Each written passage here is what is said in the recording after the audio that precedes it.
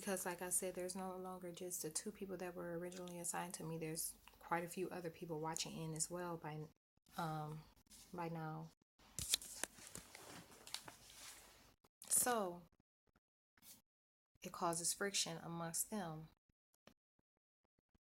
You know, they go against one another, they disagree with one another, all to come back to the same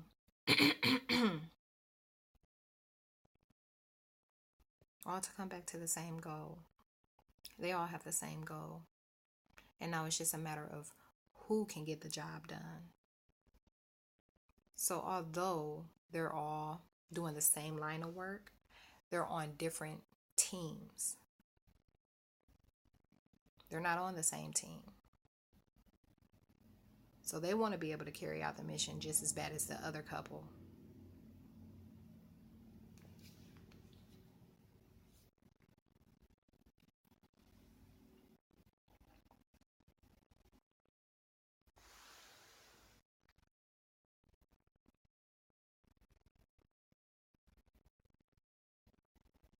And I have been getting some really off the chart radio frequency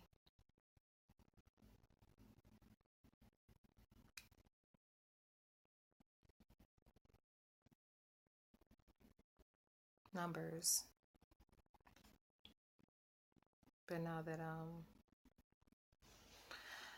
I've been tracking it, they've been starting to back away a little bit. But I mean, this is still high for this morning. This is still high.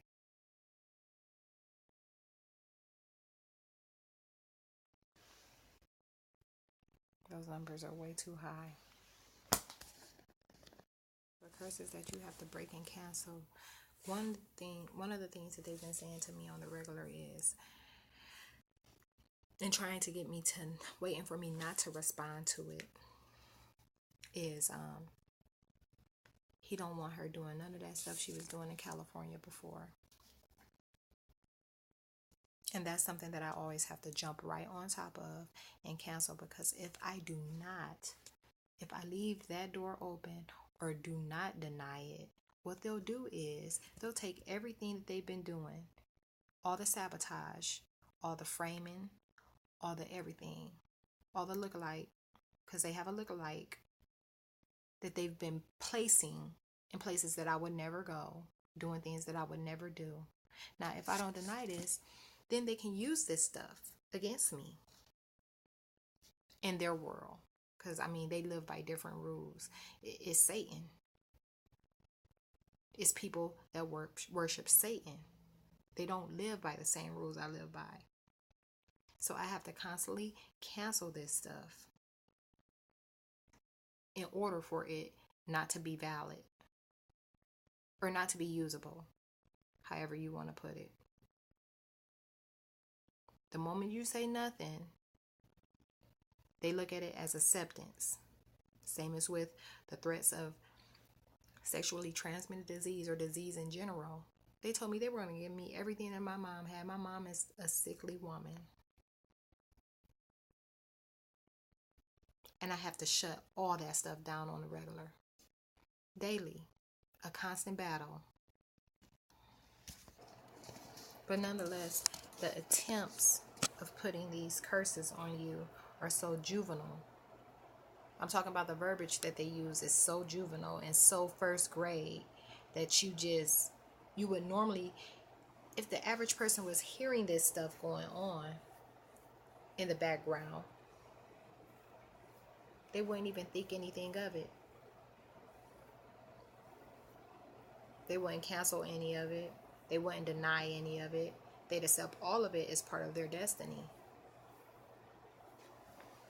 Because it just sounds like foolishness. It's not like it's not an educated conversation at all. It's so dummied down that you would just not even think nothing of it, and most people ignore it, and that's how what they want to do to you prospers, because you don't think to deny it. I mentioned from yesterday, is that these at first I thought the only thing that was at risk was anything that was in my name. They're not supposed to tamper with anything that's not in your name. I put my hotel reservation in my mother's name, and they already view her as weak. They don't think that she'd be able to explain any of this stuff to anybody. So they prey on her because they think she's weak, which is far from the truth. But this is the type of stuff that they say. They think that if something were to happen to me, that there's no way my mom will be able to pull it off. So that's why they do stuff to her.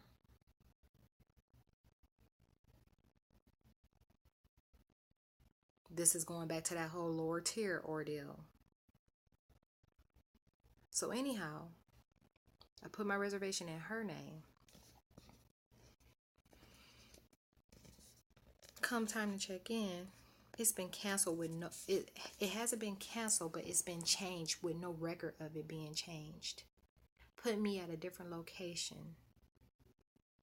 That's roughly a half hour out of my way. So 20 minutes, 30 minutes on top of 20. So now I'm roughly an hour away from home. And then it was all because Andrew, or Woe, wanted me to be closer to where he was. I'm in Cleveland. I wasn't supposed to be in Cleveland. They wouldn't cancel it. We went through all types of stuff to try to get the inconvenience fixed, and the hotel wasn't granted. But just imagine you picking a location, getting confirmation for that location, and it changing with no record of it being changed. That's the type of stuff they're capable of doing. They can put people on your medical records that have never been associated with your medical history. This is the type of stuff that happens all the time. When it comes to falsifying information, they're great at it. Any type of paper trail, they can alter it.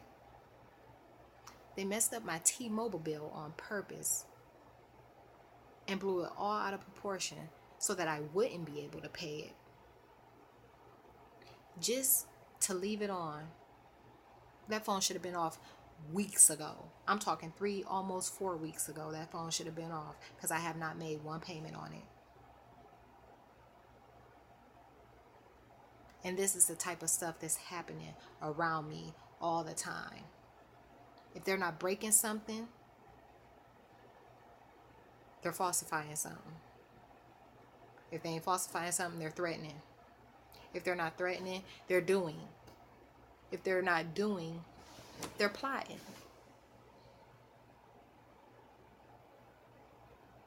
They're plotting. They're always plotting. And when they can't get you to come one way, they find other ways. When they realized that I was not going to come to them, that I was not going to just walk over and lay down and die, that I was not going to allow them to take my soul, when they realized that none of those things were going to work, they started doing voodoo. They researched ways to get in. So these people have been trying to drag me and kill me in my sleep.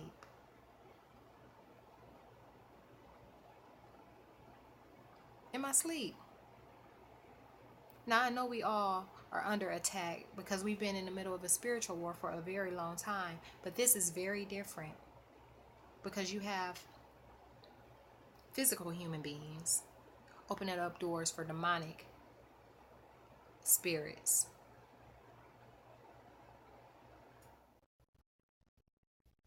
Opening up these doors and wanting to use you and those that you love as a vessel.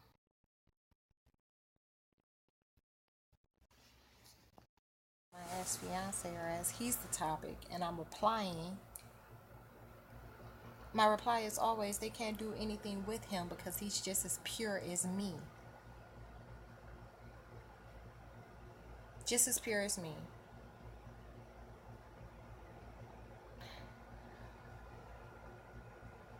Keisha replies, that's that shit that don't nobody want to hear her say.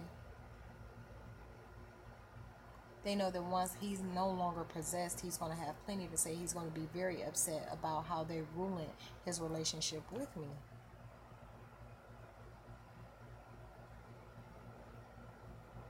So they go over it again.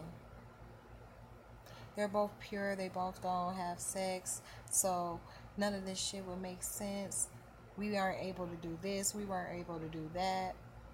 And he's going to be saying the same thing that she's been saying. That's that shit that don't nobody, quote unquote, that's that shit that don't nobody want to hear neither one of them say. Their kids are going to be HIV positive. People are going to put their kids on a pedestal because their kids are going to be HIV positive. I want you to sit with that for a moment.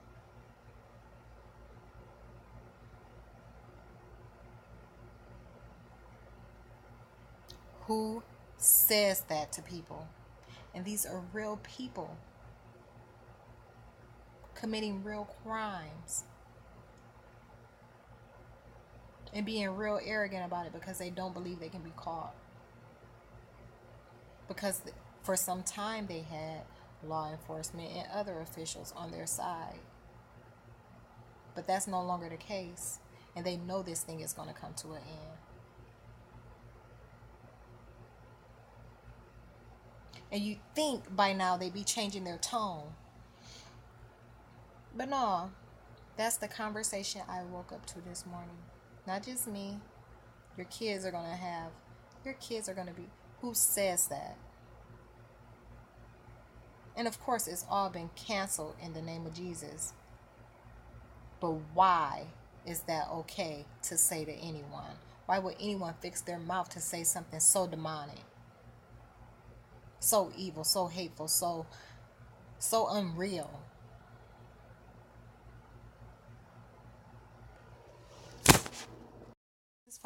This is part of the same conversation that they're discussing how healthy I am, that I am the healthiest woman that they have ever seen or done this to. That's why most of the stuff that they've tried to give me would not work. Because you got to think, if you're finding little junkies, people that have real drug addictions and real problems out on the street, and you're giving them this stuff, I'm talking about literally just giving them shots that they don't even know about, and leaving them out on the streets to spread it around.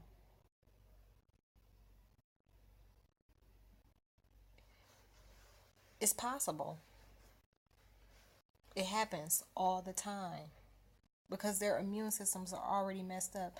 They've been saying from the beginning, the only reason this stuff isn't working on me because I'm not on any drugs.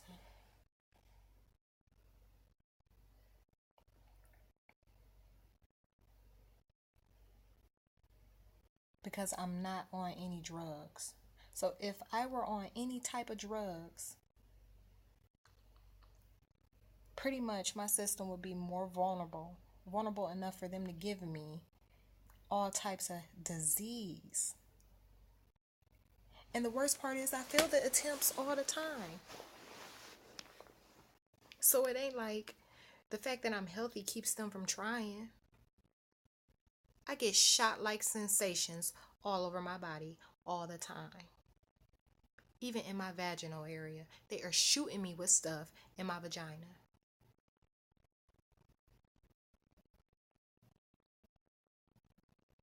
And that's why these people cannot be left on the streets.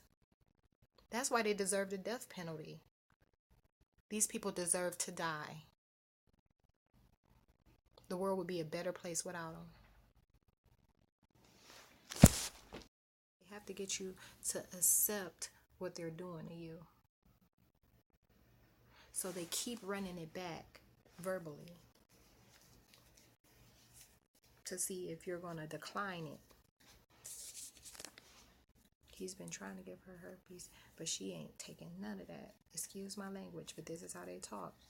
He's been trying to give her herpes, but she ain't taking none of that shit. She ain't having none of that shit. is what they keep saying. Now, in most cases, these people don't even know. Back to the RFID chip experience. I can hear what's going on. The entire dialogue, 24/7. Okay, of course, when I'm asleep, I don't hear what they got going on. That's when they plot on me. And when I wake up, it's always something new. But I'm just saying, I can hear their dialogue as long as I'm awake. In most cases, they don't chip everybody.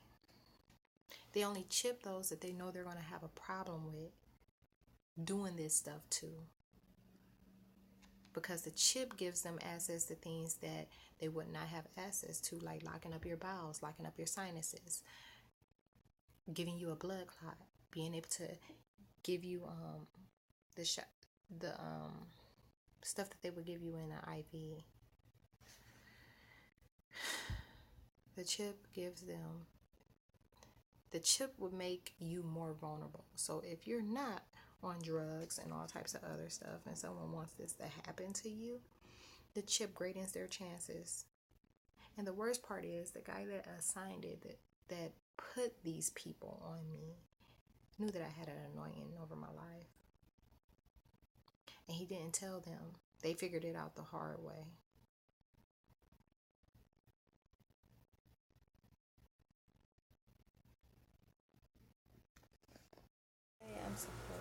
Today I'm going to the VA hospital to get scanned for this RFID chip. But imagine waking up to claims of them giving you HIV.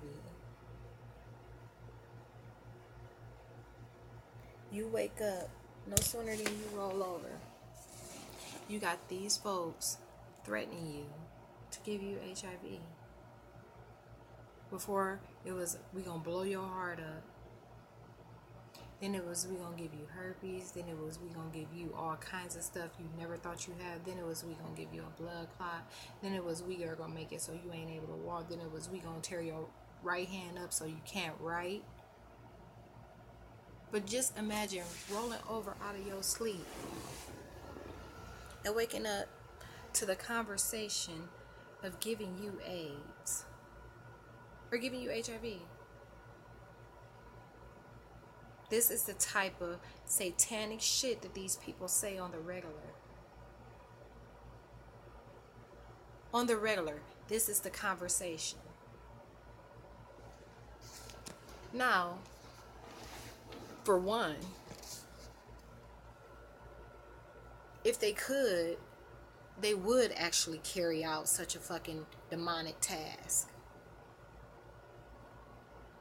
If they could. It just so happens that all odds are working against them when it comes to me. But if they could give me something like that, they would. With no remorse. And this is the type of shit they do all the time. To real people.